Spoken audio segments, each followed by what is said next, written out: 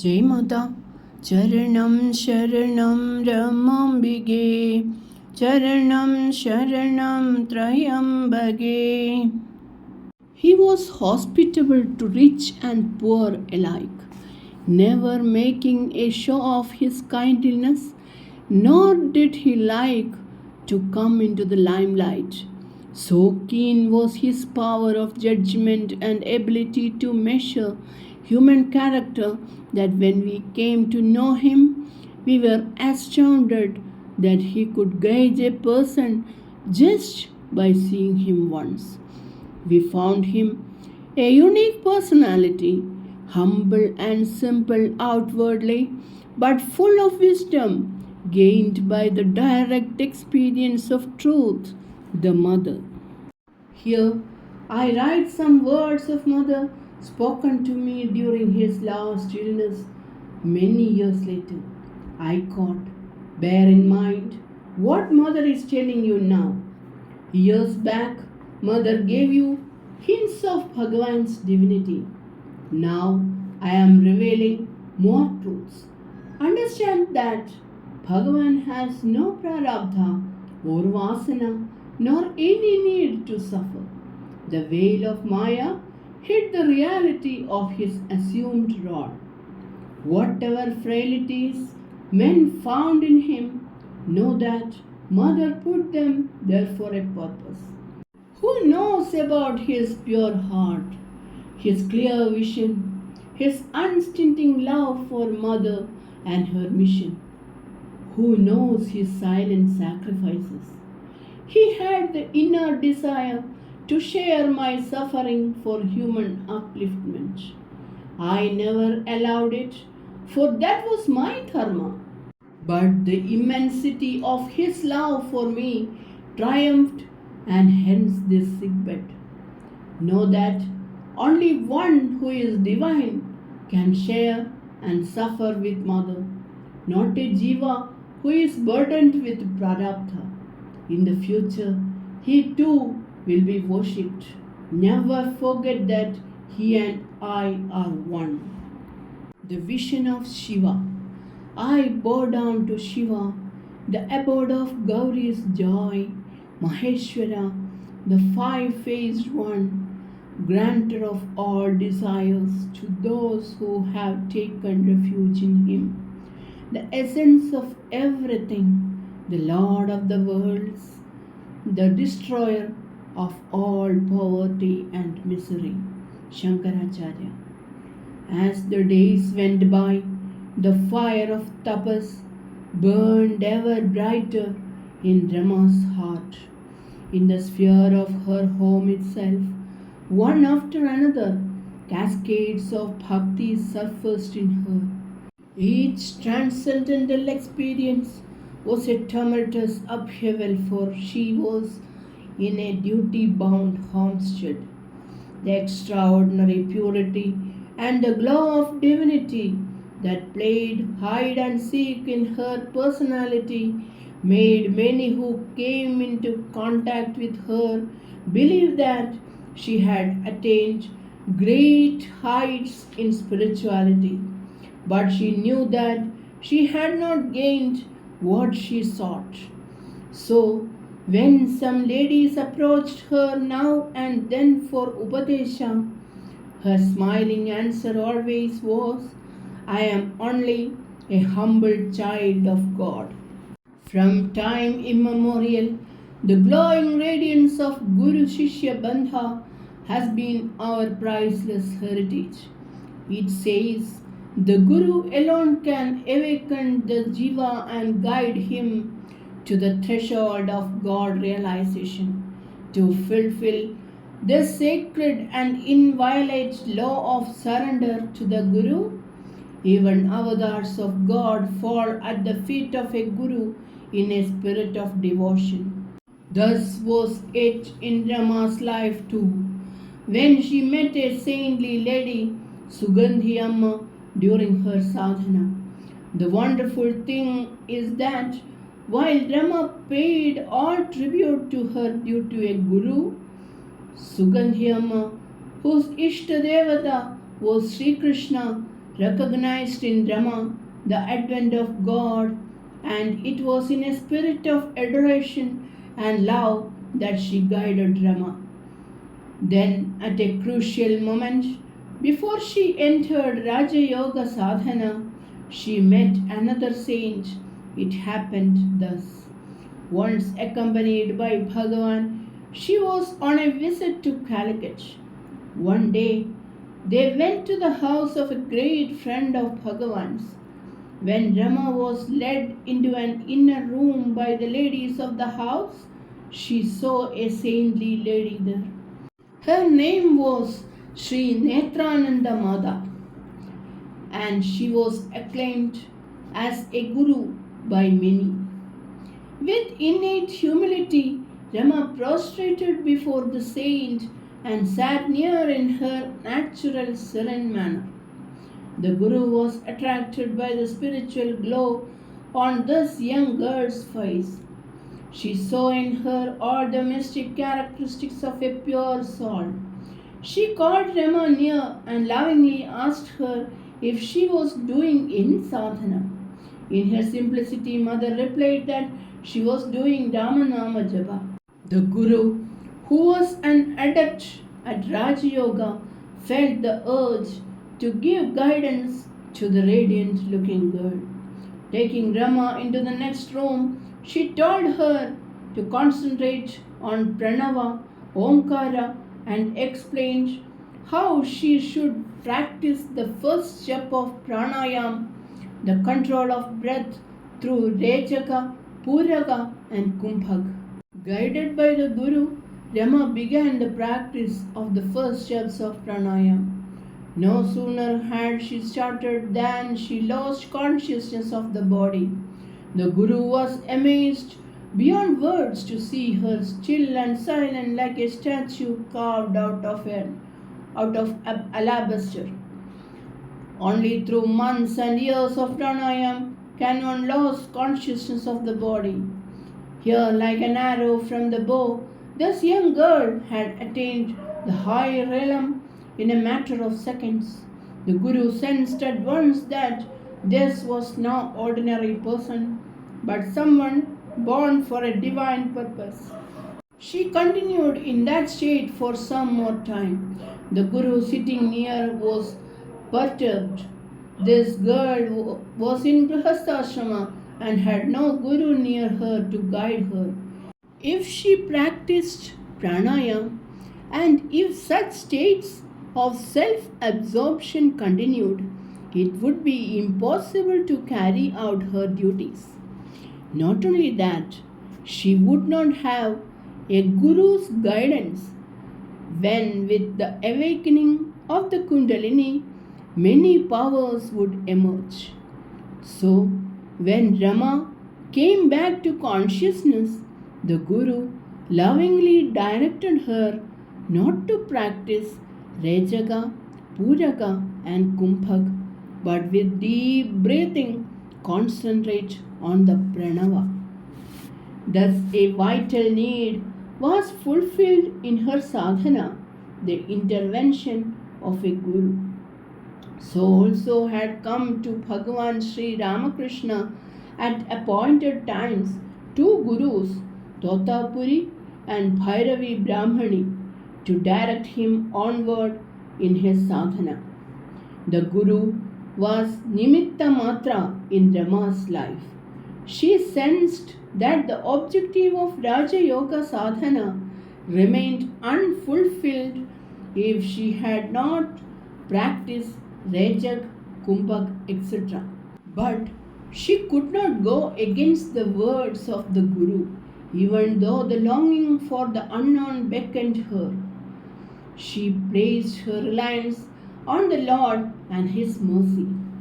As time went by, currents of Vairagya washed over her, bringing it in its wake distaste for everything worldly. She could not take her food. Every morsel was like ashes in her mouth. But Bhagavan was particular that food should be taken on time and not wasted. So somehow she managed to eat her food. In the grip of this Vairagya, any worldly contact would bring a burning sensation to the body which would continue for days. She tried pouring cold water over herself to alleviate the burning, but still it continued. In Bhagavan Sri Ramakrishna's life, we are told that Bhairavi Brahmani guided him to get over this burning. But Rama had no one to guide her, and she had to bear it amidst her duties in the home. In the fire of that Vairagya, the simple jewels she wore seemed to burn as cords of fire. Her bangles were like bands of fire round her wrists. By the dictates of tradition and custom, as a Sumangali, she had to wear jewels and silks. Often, in the solitude of her puja room, she would remove the jewels and the silks and wrapping herself in a simple ochre robe, sit for meditation. One night, as she was sitting in meditation, she found her mind soaring to realms of great splendor. In the vision which dawned in that subtle consciousness, she found herself in a forest near the cool, shimmering waters of a lake. It was a scene of ethereal beauty, in the midst of which she saw a lovely deer approaching her. Behind the deer, she saw a resplendent being, a figure of purity and divinity, whose effulgence made all the surroundings also glow with a pearly radiance. Nearer approached the commanding figure. Dark blue matted locks graced the perfect face. A crescent moon glowed soft and radiant in the midst of the dark crown of hair, from which crystal clear cascades of water with star-like sparkling drops fell. Strings of Rudraksha beads adorned the blue-black neck. A tiger skin was wrapped over the ash-covered body. In that supreme consciousness, as she sat merged in the divine glory before her, she realized that here before her was the Lord of Kailas. Once in one of her visions, she had witnessed a temple of Shiva where instead of the idol, she had a momentary vision of the figure of Shiva before she suddenly regained consciousness. She had heard that Shiva had a fearsome mien, but now before her glowed a face of wondrous beauty, lofty and majestic, aloof, commanding, yet gentle, with beautiful lotus-like eyes, raining mercy and grace. The chiseled lips smiled in greeting and adoration. Overpowered by bliss, she bowed down before the divine being. A blissful touch awakened her, and she found that the Lord had placed his head on her right heel. Electrified by the currents of force that washed over her, the Lord's name rose from her lips, and in that moment everything vanished and she came back to consciousness.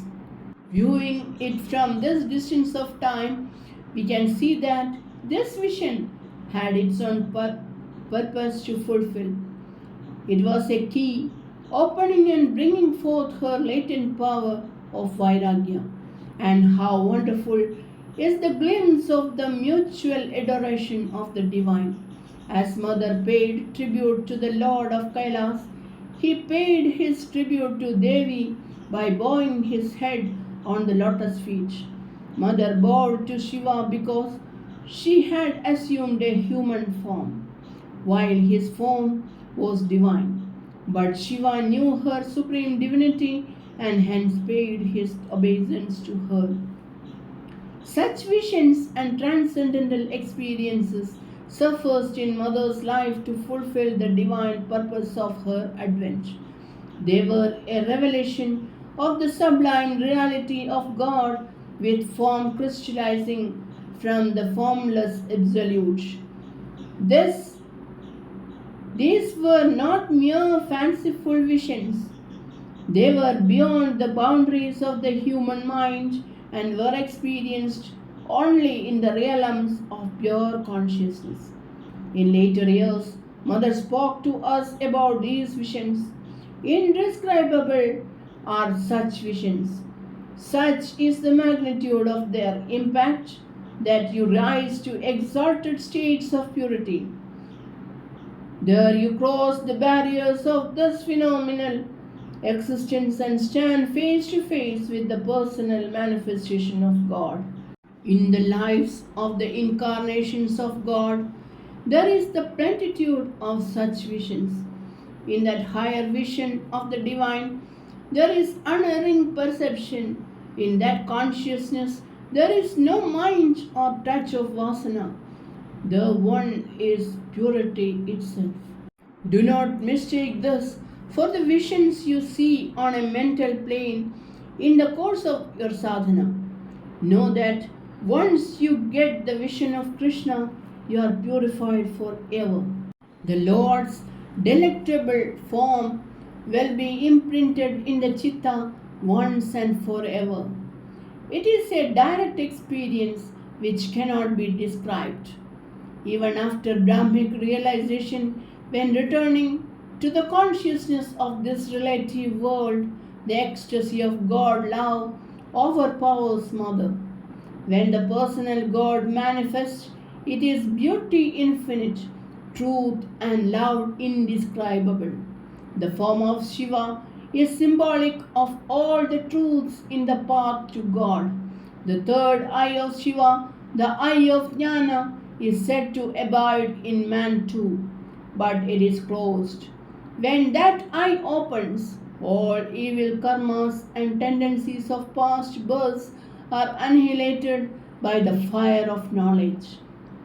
The tiger skin worn by the Lord is the skin of the tiger of Krodha, anger, which has been conquered and slain. The body covered with ashes signify that the seeds of Vasana have been burnt away by the fire of Vairagya and Tyaga. The crescent moon is the Artha mantra of Omkara, and the cascades of Ganga, the Amrita Dhara emanating from Sahasrara Padma, giving new life and vigor to the weakened nadis of man. The mystical abode of Shiva is in the thousand petaled daughters in man, and it is in that supreme sphere that Kundalini Shakti and Shiva are united forever. The vision of Shiva continued to fill her being. Shiva is the citadel of Tyaga, and by his touch the Vairagya which had been smouldering in Rama was kindled. Its intensity was never to leave her, giving her no rest or respite in her endeavors. The austere asceticism and Vairagya of the Lord of the Sannyasins found an echo in her. Her life and sadhana underwent a momentous change. Deep silence became her nature as the subtle truth of the vision, the essence crystallized in her chitta. Merged in the higher realms of meditation, the world of inner truths opened out before her. The surface consciousness was there and she functioned in her duties, but the inner urge increased 1,000-fold. To teach others by precept and practice was the motto in Mother's later life as a guru. She would say that without Anubhava experience, all teachings are hollow and intellectual play. Anubhava alone has the force to penetrate the deluded hearts of men and resurrect them from tamas. But these truths she did not think of then. She was but a pure, innocent girl, caught up in a whirlpool of divine experiences, from where she was to rise with the gems of realization as gifts to humanity. Charanam Sharanam Ramambige, Charanam Sharanam Trayambage. Jai Mata.